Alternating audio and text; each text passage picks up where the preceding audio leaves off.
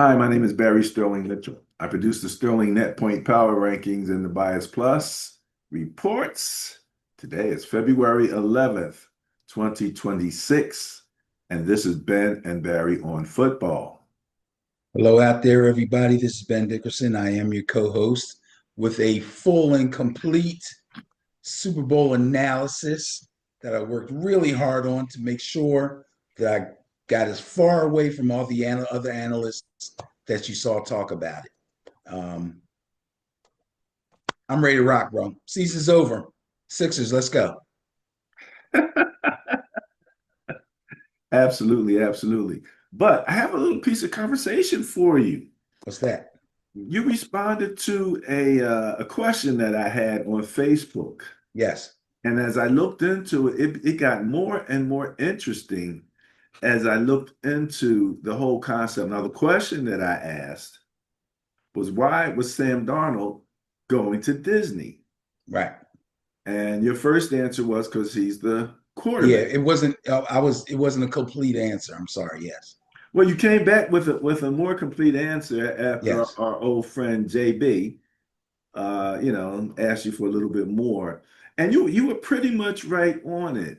But there were some additional things that came out in my research. And for example, there was no running back who ever got the MVP who went to Disney and his quarterback came along with him. That actually has not happened. Okay. No, I didn't There, say that happened. I know you didn't. Oh, okay. Okay. But this is what happened in this particular Super Bowl. It was a running back, you know. Okay. And um, so as I look back, I'm like, okay, well, maybe this happened. It didn't happen. Emmett, didn't take his quarterback, none of that kind of stuff, right? Just had never happened. But and you mentioned that it only happened about twice where the quarterback actually um, went with them. And I thought that was actually extra interesting because I believe your team was involved. The Giants, Phil Simms. The very first commercial featured Phil Simms, but Disney also filmed other Giants players celebrating for B-roll and promotional cuts. They were not co-stars, but they were included in the broader campaign. Non-MVPs included select Giant teammates. So your team actually was one of those teams where they sent somebody other than the MVP to this. Now, this whole thing didn't start until I believe it was it 87. I'm gonna go back and Phil look Simms was the first one. here. Um, That yeah, Super right. Bowl was the first one. Yeah. And then the other one was Deion Branch was the MVP, and Tom Brady got to come along with him. But this You is sure this, about that? huh? You sure about that? I'm reading it. I'm reading it as it came back to me. It said Tom Brady appeared in Disney promotional material alongside MVP Deion Branch because, and this is really the reason that Donald is there, not just because he was the quarterback, but in Brady's case, he was the face of the dynasty, and they used him for marketing. And in this, and in Sam Darnold's situation, from what I understand, there had been previous promotional stuff because he grew up in that area of town, that area going to Disney.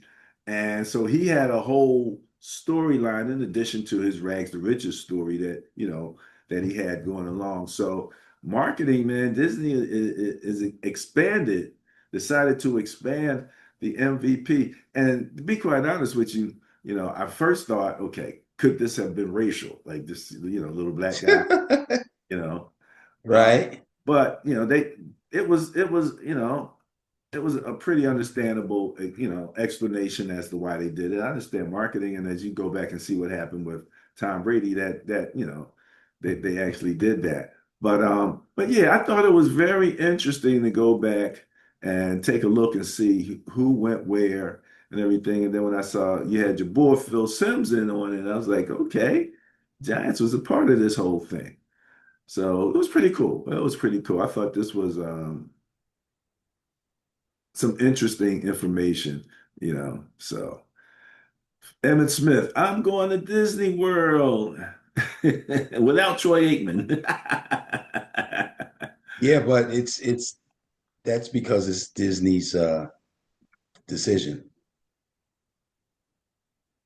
It's not the It's players' always been Disney's decision. but some players have handed it off to another player because they either did not want to or could not make the trip. Happened a couple of times. The Giants, I'm not the Giants, excuse me, the old team that needed to change their name, Riggins, I believe it was, Hmm. decided he didn't even want to go. So nobody went. Hmm. It's one of those type of Oh, things. nobody went. Yeah, nobody, nobody. Oh, okay. Otis Anderson did not attend a traditional I'm going to Disney World commercial or trip. And because he declined, no Giants players, including the quarterback Jeff Hostetler, participated in that one. And that was for Super Bowl, what is that, XXV 25? Mhm. So, So yeah, Brady got to interesting. go twice without being the MVP. Say that again? Brady got to go twice without being the MVP because he went with Julian Edelman when he won the MVP.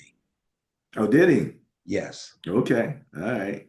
Well, I believe again, that was the time, that was the year that they beat Atlanta man, beat Atlanta. Oh, with the that big every comeback. time you say that, I just think about that catch that Edelman made. It just Right, that game. that Yes. game. Yeah. That catch. Oh my God. It was just, you couldn't have held the audience more, in awe, just waiting to see if that ball touched the ground. And he just didn't let it happen. Did not let it happen. But yeah, again, makes sense. Brady, you put Brady in it, your marketing, your thing, so it goes up. All right, Benny, let's take a look at the information that we have. First off, we want to just kind of start where everybody started. And that was the week before the Super Bowl as we were coming out of the conference championships. I've already seen a way too early power rankings for next season. Mm, But this was the power rankings before the Super Bowl. And as you can see, Seattle was first. And like you say, Ben, you like to see where the team is in the top five in multiple categories. right. And that was Seattle, averaging plus 12.1 in net points, allow or scoring 29.2 points per game, and only allowing 17.1. And the only area that New England bested them in was in average turnover differential, and that was only by zero point 0.2 points. And as we all know, what happened, which we'll talk about later, that flipped. I'll just say it like that. But yeah, you kept wondering, okay, is something going to happen with New England or whatever? Can they handle Seattle?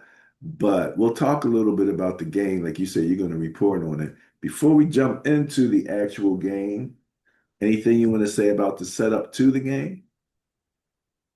Uh, no, just that I think I'm probably remembering something that you said last week. I believe this is the first year since you've been doing these rankings that the number one team in average net points actually won the whole thing. The Eagles. Oh, the Eagles did it? Okay. Yeah, All the right. Eagles did it. Yeah. Okay. And that was a tie. They were actually tied with the Patriots. Okay. But they were in first place. So Okay. I say the Eagles. Yeah, yeah. So this doesn't happen often. Does not happen often. But I would venture to guess that just if we could, even if we go back and look, um, that every Super Bowl winner has been in at least three of the four categories top five. Yeah, pretty for the most part. For the most part, And if you think about even all of the old Patriot teams that won. Right. No, you know their defense was up there. Right. Absolutely, absolutely. So, okay, let's move on and talk a little bit more about the game. Okay, Benny, Super Bowl, what was that? LX 60 at my beloved 49ers Levi Stadium. And I thought it was a pretty good game. Take us through your thoughts on Super Bowl 60. Well, sir, I talked about what I thought would, should, could happen last week. I did pick the Seahawks to win, as did the bias. So we both finished on a winning note for the end of the season. Now, and the score was 29-9. So, first of all, before I get started, let me just say I was a little disappointed, not surprised, but a little disappointed at as many people as I talked to that said they thought the game was boring. Some people didn't even watch it. Some people watched the first half, cut it off. Some people said they fell asleep. Some people said they was busy drinking and eating and really not paying attention. And some of these people are people that during the season will get in your face and profess to you what a student of the game they are. And I just have to shake my head because if you couldn't stay interested in a game like this, I don't know how much of a football fan you really are. But That anyway, was real. That was some real football, Ben. And to that was add some to what real you were football going saying, on. when I looked at the audience, the viewership, it Hmm. actually went up during the halftime. Yeah, It was yeah, more people watched it during the halftime. right. But okay, go ahead. Yeah, yeah, I understand what you're saying. Yeah, so I'm going to get into a little minutia that maybe the people on TV may have glossed over. So before I give my all my thoughts on how Seattle was able to dominate the Patriots, let me give you just a little bit of that minutia and get you started here. So first of all, statistically, the Patriots had 18 first downs in the game. The Seahawks had 20 first downs in the game. Very close. The Patriots converted 6 third downs out of 15 attempts. The Seahawks only 4 third downs out of 16 attempts. Very close. The Seahawks ran 71 total plays in the game for 335 total yards. The Patriots, 67 total plays for 331 total yards. Extremely close. And the Patriots were penalized only 3 times in the game. Good game, only 3 penalties. Seahawks only committed 4. Very close. So, how were the Seahawks able to execute such a seemingly dominant performance? And I considered it a dominant performance when one team is scoring and the other team is looking like they're about to get shut out for the majority of the game. Well, first of all, they were able to assert themselves on the ground, which is one of our criteria for being able to win a Super Bowl, is having a strong running game. They had a combined 32 carries for 141 total rushing yards. It was consistent enough to keep their play action game effective, and it kept the Patriots pass rush on their heels. Defensively, Seattle racked up 6 sacks, 8 tackles for loss, 2 interceptions, and they forced the fumble that they recovered. So that's 3 turnovers. So they were pretty dominant on both sides of the ball, offense and defense.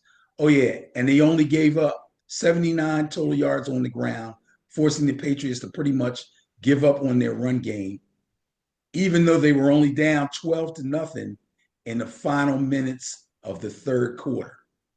Now, Seattle did this by running a basic cover 2 zone that morphed into man here and there after the snap of the ball, the few times that they did run man.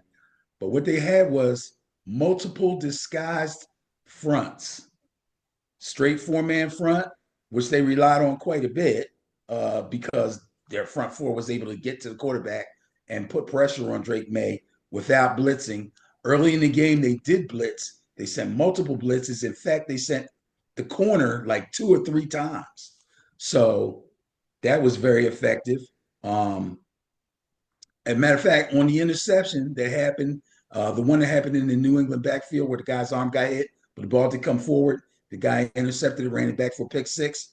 On that particular play, they showed 4 and they sent 6. And on the sack fumble, they showed 6 and they sent 4. So they definitely outcoached Mr. McDaniels for sure there.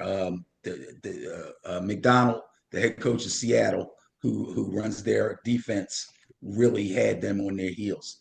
That was going to be one of my questions. Yes. Who won that? Because on the other side you got Josh McDaniels, all of that. Yeah, Josh Experience and McDaniels, stuff. So who we'll talk coached a little bit about that. I'm gonna let you finish, but that was a great point that you hit on. Yeah, McDonald ate him up. He ate him up. The 5-play drive after the fumble resulted in Seahawks' first touchdown, and in fact, it was the only offensive touchdown. Ended up being a little five-play drive, ending in a 6-yard touchdown pass to tight end AJ Barner, in which he was wide open. And in fact, I was wondering if anybody was ever going to get wide open because Darnold's passing stats weren't super efficient, but he did throw some passes in some tight windows. I mean, he was letting it fly, man. He didn't play cautiously at all, and he had 0 turnovers. Now, let me after all add to that, that for you because I'm not the biggest Darnold guy, but in a way I am because I said that I question whether or not him and they should have kept him or Purdy because on skill wise I kind of thought they were close, but Darnold had the size. Darnold has the size, and I saw him in at least one time, and it's so vivid in my mind, where the pocket was pretty much collapsing around him, and he just stood in there, and he was able to deliver the ball, and I think it was a first down. So it was like, this wasn't no joke situation. And I thought to myself, could Purdy have made that? And I'm like, no, because he'd have been swallowed up with the line being that close to him at that height and his height. So the physicality really showed itself that he was able to get the ball off with all of those big guys around him. And it was a great pass, first down and the whole bit. he So took several hard hits after throwing the ball. He mhm. was only sacked once, and even on the incompletions, let alone the completions, he took some solid hits and just got up and dusted himself off. But he's a big guy. He's a big guy. He can handle that. Now, the key to all this, what actually let all this happen is mainly, to me, the true MVP of the game, the freaking punter for the Seattle Seahawks. And his name escapes me right now, but I'll look it up real fast. Here's the deal. And I wrote this down to make sure I got it right. The Patriots started each drive on an average of the 10-yard line after punts. So both teams punted quite a bit. Their average starting point was the 10-yard line, their own 10-yard line after punts. Yeah. Three times they started inside the 10-yard line. Yeah. On kickoffs, it was the 21-yard line, meaning they kicked it off. These are when they run it back. They tried to run it back. They barely got to the 21-yard line. Their best start after a kickoff was the 29-yard line. Consequently, the Seahawks average after punts was the 20-yard line instead of the 10, like the Patriots. And we won't even talk about kickoffs because they only kicked off twice. One of them, they advanced the ball to the 31-yard line, which is far better. The other one was an onside kick that they recovered. So they got the ball on a 46. So hands down, the Seahawks won the field position battle. Super important. And if you don't pay attention to that, you're not a football fan. I beg you, let me give you please. some credit. Let me give you some credit because last week you talked about field position. Yes. how it would go from here to there and there to there. And you're absolutely right. Their punter was coughing corner and stuff, man. He was dropping that thing in there for sure. So, but when you said the other MVP, I thought you were going to say the field goal kicker. No, he did his job. He didn't have to kick no 50 yarders. Okay, all They right. got him in position. He made it. He made Anything it. from 40 in, you better make them. Well, he hasn't missed one in a number of games Yeah. anyway. He's Yeah. got a That's streak. he did his job. He He got was a good streak. like he was supposed to be. So you think that the Absolutely. punter did more than his job? You give the punter a The little more punter credit. did an exemplary job under all conditions. Okay, all Because right. his last punt, I think, yeah, I think his last one was under duress. Because at that point, they sent everybody. They didn't even put a return man back because they had to try to block it to get some kind of field position to try to score another touchdown. And he got that bad boy off. Okay, all right, all right, all right. So then what? Then that's it. They Seahawks won the game, well deserved. Field goal after field goal after field goal, almost shut them out. When the Patriots finally did score, I kind of started thinking about Vegas because I really thought they were going to shut them out. Um, but at that point, like I said, it was too little, too late. In fact, if I did mention it was maybe a minute or two left in the third quarter. The score was still 12-0. Their futile attempts at running the ball were so bad that even though the score was still within striking distance, they just gave up. First, they tried Ramondre Stevenson, couldn't do anything with him. Then they went to Travion Henderson because they thought he was quicker, couldn't do anything with him either. That was it for them. That was it for Now, their run game. They had now, nothing else. a number of times I'm looking at them, and they're running the ball up the middle like they had an advantage.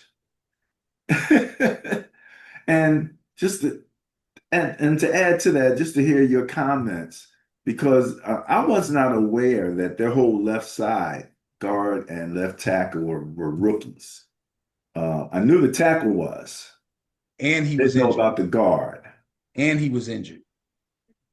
Okay, and he was injured. And so it became really obvious that that was like, whenever they wanted to get to the quarterback, that's all they needed to do was come from that side because they were beating the hell out of those guys over there. And I didn't see, I kept waiting to see, okay, what is Josh McDaniels going to do to offset that, that rush? Is he going to hurt? Like, for example, I kept thinking way earlier in the game, they needed to go into a hurry up just to keep the defense a little bit off kilter so that they couldn't just time up their stuff, you know. And oh, by the way, one of the Seahawks was talking about the tells. He said these guys had a lot of tells that they had already been advised. Again, the coaching, right? Right. Advised of. So they kind of knew a number of things. And I think Love got an interception, and he was the main guy talking about the tell. Now, I Yeah. do have one other question. Um, the quarterback for the Patriots, uh, do you think he was injured? Do you think No, that, huh? I don't think so. I thought he threw the ball pretty well. I kind of heard something about maybe he had to take a painkilling shot. Well, he had got his shoulder shot up before the game. Okay, well, that didn't help him any, I'm sure. So, yeah, and I saw a couple times when it just didn't look like he had what he needed to have behind the pass. He said he had it in his mind, but it wasn't in his arm. And that one where he threw the ball in the middle of like three Seahawks, it kind Right. of dropped in the middle like a punt.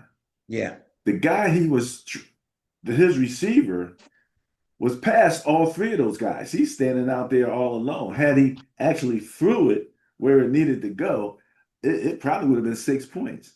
But I think he might have wanted to throw it there or thought he should throw it there. but the arm said, "Nah, you're gonna throw it right there, buddy. That's about all you got." And so I really think that that didn't help the situation. There's so Mhm. many things that went wrong, with that offense that that was just one thing that I wondered about. So tell me what you think about this guy, Benny. Kenneth Walker III, great player, nice player. I wish I had him in fantasy. He's solid all year long. Wasn't the best running back in the league this year, but he was up there. And him and Charbonnet are a great 1-2 punch. I hope they keep them together for their sake. But it's possible that one of them may be moving on. I don't know. Well, maybe he'll come over to San Fran and help us with our run game back. But I know we got the ultimate running back, but it'd be nice to have a super skilled running back and a power back like that. So I thought he had a great game. That's why he was the MVP, no doubt about it. He made such a difference in them that they had a run game and Patriots couldn't get one going. Exactly. And that allowed them to do whatever they wanted on offense, Whatever they whatever they wanted wanted to to do. do. So now, Benny, the Seattle Seahawks, from what I understand, are going to be put up for sale, I heard and that today. and the proceeds are going to go to charity. Charity. Really? Yeah. Yeah, this is the part that I was like, oh wow. I mean, the sale the sale was like the rumors were out there and it was like, oh no, no, no, no, no, no. Then they win the Super Bowl, it was like, yeah, yeah, we go, Yeah, yeah, right. it was one of those type of things. But absolutely, man, absolutely. And just to finish it out, you know, before we go on, let's talk a little bit about the next Super Bowl. Uh, First of all, do you know when this Super Bowl is going to happen next year in 27? Valentine's Day Valentine's Day in LA, SoFi Stadium. in LA. So far. Now, Ben, somebody showed a picture of what the $3,000 seats at Levi Stadium were from where they were and what you saw of the field. Mm-hmm. Man, you needed binoculars just to see the field, much less the people. For 3 grand? Huh? For 3 grand? It was like 3 grand or something like that. It was like way up in the nosebleeds. Super However, Bowl's out of control, man. SoFi has got the screens of life. Yeah, you can't miss nothing. Hey, you can't miss nothing there. I'm telling you, SoFi have the That's screens of cool. life. So that's going to be interesting to have the Super Bowl on Valentine's Day. Yeah. And I tell you what, can you go back to the logo? Okay. See the water? Yeah, That's the Pacific Ocean. You see that yellowish looking gold? yeah. That's the LA Rams. It's the LA Rams. That's the Rams. So So is this a hint? I'm telling you, the Is it Rams are going to be in the Super is Bowl. it fixed in already? I'm telling you, the Rams are going to win it now. Yeah.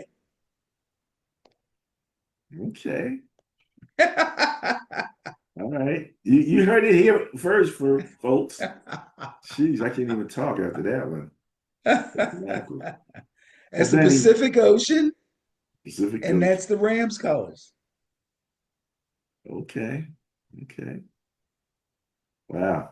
You saw the one that had Darnold and May in front of all the other players on the advertisement that they put out the beginning of last year, right? Did you see that? No, I don't think so. They had an advertisement for the Super Bowl and had all these random players from different teams with their backs turned.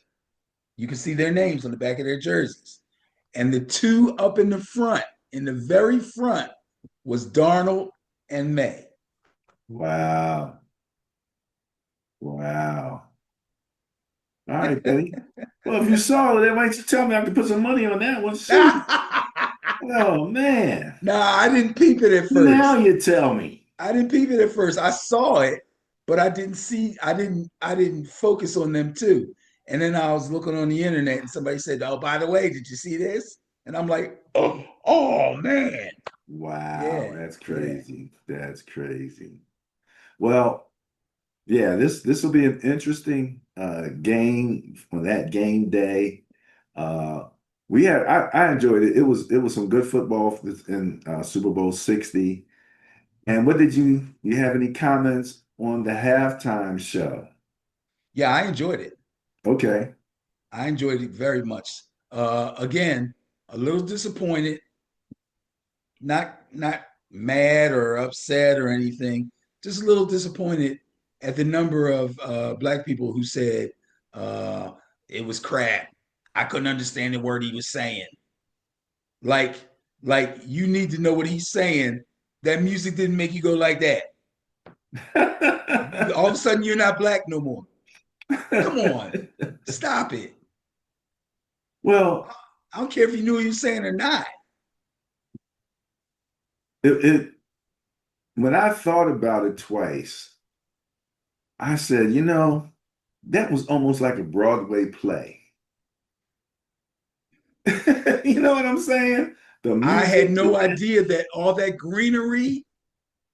I had was pe- looking. I was telling Desiree. I said, you ever see? Sometimes they do the little sideshows and they show you how fast those people move when they bring out all the oh, they the, did the that. They stuff. did that. I saw it. But all that greenery, I was like, how did they get all that out there? They were people, There were people.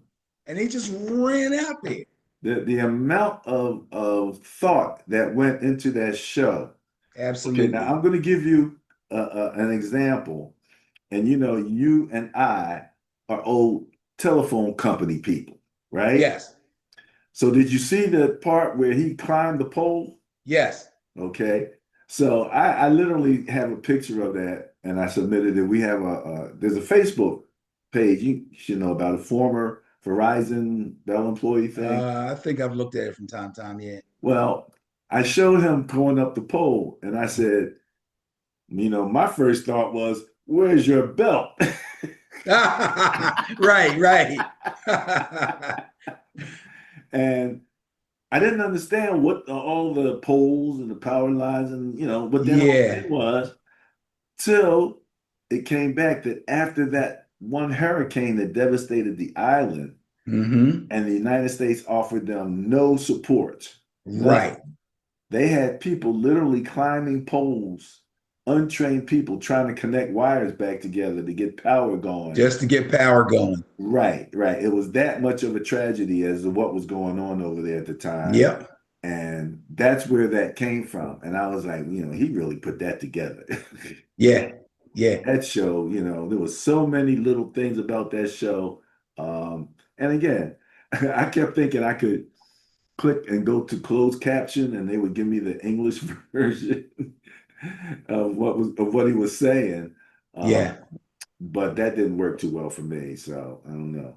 Yeah. It That would have it would have been nice, but somebody's always going to give you something the next day to tell you what was going on. And again, for people to be saying, "Oh, the Super Bowl is supposed to bring people together," and this and that, that's exactly what the heck he was talking about. Most of it, you know. Well, there you go. But There but you go. again, people cry and complain and say things without really knowing what's going on. You know. Well, I'm sure you heard some of that, but by the same token, I saw so much positive support. People really Absolutely. I thought enjoyed that was it, great. and so and I always tell people I didn't know who Bad Bunny was. I remember when he was in the commercial sitting on the beach. Yeah. Yeah, I'm the like, Corona okay, commercial. who's this guy? But he got the Bad commercial. Bunny. I remember when he was on wrestling one time. Oh, was he? Yeah, they brought him on as a guest celebrity wrestling match. Oh my goodness. Got to do what Yeah, you he's got to been do, around, Bad man. Bunny. And he has a nonprofit called Good Bunny. Oh, I didn't know that.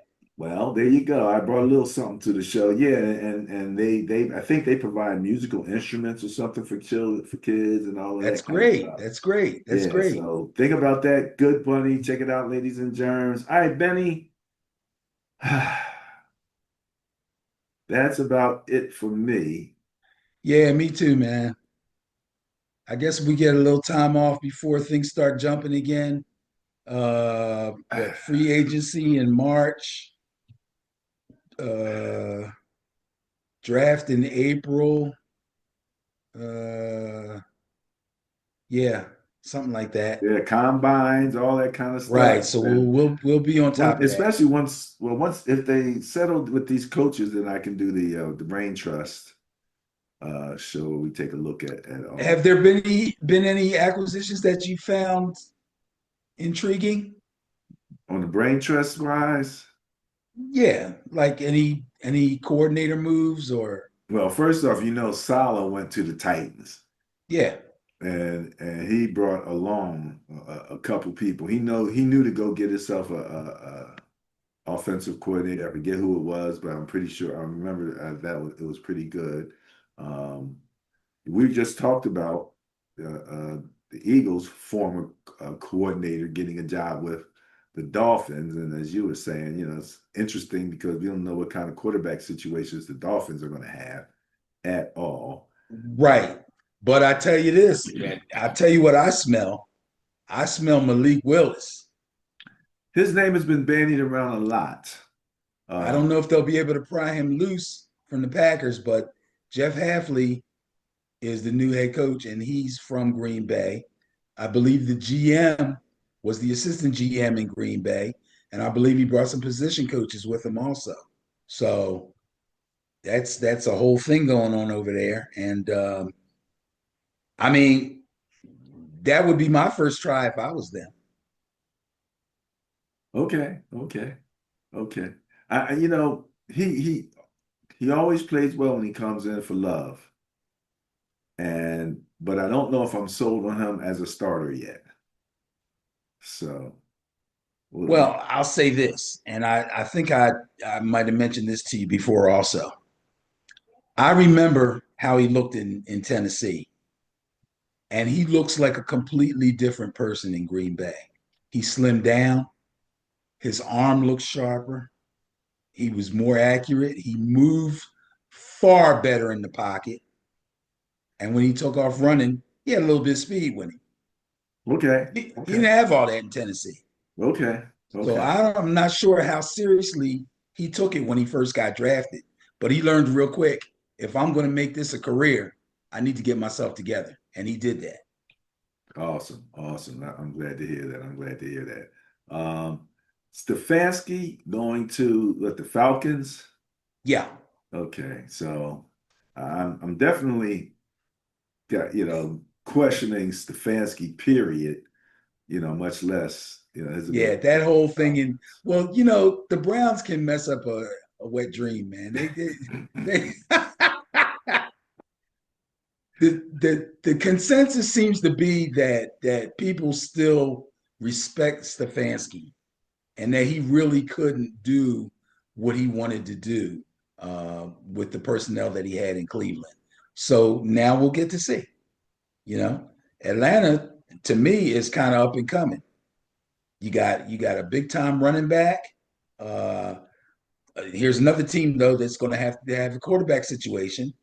You know, we got to see how Penix comes back because he wasn't super impressive when he was healthy. Um, So, now he's coming back off an injury. And the Kirk Cousins thing, I believe they've already restructured his contract in hopes to keep him as a backup, but I don't think he wants to be there. And I believe somehow he's going to force his way out because he believes that he still has at least another year or two starting for somebody. Could it possibly So, be Minnesota? uh, well, I mean, it could possibly be. I mean, the same coach is there, Mhm. his same play caller when he had a lot of success. Modicum And that success. JJ McCarthy mess is just that. It's a mess. Yeah. They screwed that up. They're never going to live this thing down that Sam Darnold won a Super Bowl the very next year after they let him go. They're never going to let that down. And if it was up to me, I would make sure that they never lived it down. And when the move was made at the beginning of the season, I said they made a mistake for Okay. two reasons. Number one, he had a great season, and just because he bombed in the playoffs, how many quarterbacks haven't done that? Dak's done it like 10 times. It's ridiculous. And you're going to put all your eggs in the basket of a rookie who was injured his whole rookie year, meaning he was a rookie again. Okay. All right. All right. And he's injured again. How many games did he play? 6? He's going to be a rookie again. This guy's got a 3-year rookie career.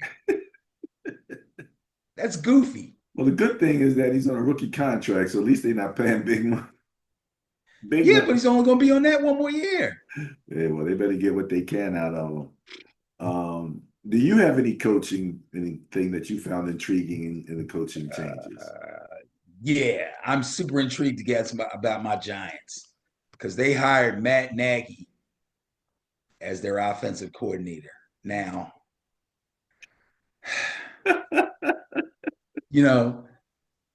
his track record with young quarterbacks is not great.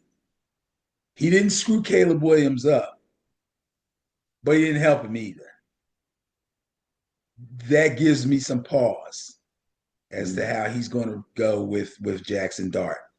I'm a little worried. However, for some strange reason, people around the league still respect Matt Nagy as an offensive mind. I hope whatever's going on clears up. I hope he's learned something about trying to coach a young quarterback through his trials and tribulations with the Bears and with he was with Kansas City. So I mean, he didn't have to do that much over there. I guess Andy pretty much runs things there, but I'm sure he had his input. I don't think he's a bad coach. I just think maybe he had some issues working with Caleb Williams. That's all. I'm not going to say he didn't like him or Caleb didn't like him or didn't like his style. For whatever reason, they did not mesh. And it's in direct contrast to the type of year he had this past year. Yes. And with the changing coaching, no doubt about it. Well, maybe Harbaugh, that connection, will. I think that's hopefully that'll kind of filter down. Yeah. We'll see something. Somebody got to talk to Jackson, make sure he understands he can't take hits. He can't be. Well, I'm not gonna focus on that too much. I'm not worried about that. Okay. I can't worry about that. If he's not going to be worried about it, I'm not going to worry about it. Okay. Okay. He knows he's supposed to slide. He knows he's supposed to get out of bounds. He also knows when he's in the game and they're down 3 and he needs to get a first down to continue a drive that he's going to freaking die for it, or he's going to put his shoulder down and I know he's going to do it. So I'm not going to cry about it. I'm going to hope that he doesn't get hurt. Just like you hope Purdy doesn't get swallowed up because he's not as big as Sam Darnold. There's certain things in football you can't. That's the guy. That's his playing style. That's how he plays. And guess what? If he gets jacked up, they have to go to the next guy. Just like if Jalen Hurts, who wears enough pads. Huh? Do you have a backup? Of course they have a backup. I don't know who he is off the top of my head right now. That's what I was kind of asking. But they have a backup. But look, Jalen Hurts wears more pads, wears enough pads for 2 whole players. And he don't want to run. And they lost games because he wouldn't run. So I'm not going to worry about that kind of stuff. Well, let me throw one more name out there before we close. Raheem Morris. Raheem Morris coming back to you guys, right? Coming back to my Niners. Okay, defensive coordinator. And Fred Warner will be back next year healthy. Fred Warner will be back. So hopefully, Bosa, get everybody back. Yeah, Bosa and everybody else back. You guys will be ready to do something. The problem is, if the Rams fix their secondary, they're going to be hard to beat. And you already know what's going on with the dark side. Yeah, So right. No doubt. You got to come correct. You got to come ready. You got to that come. is a And tough division. them boys hit. Them boys hit. So that's all right. Fred's back. That's a big addition. Him and Bosa, the two of them are huge additions. And he does a great commercial with Puka Nakua. So Yeah, he's pretty cool. he's funny. All right, man. That's it for me. All right. This is Ben and Barry on football signing off. Please remember to push the subscribe button and ring the notification bell. And you can find us at www.benandbarryonfootball.com. Peace. Later, y'all.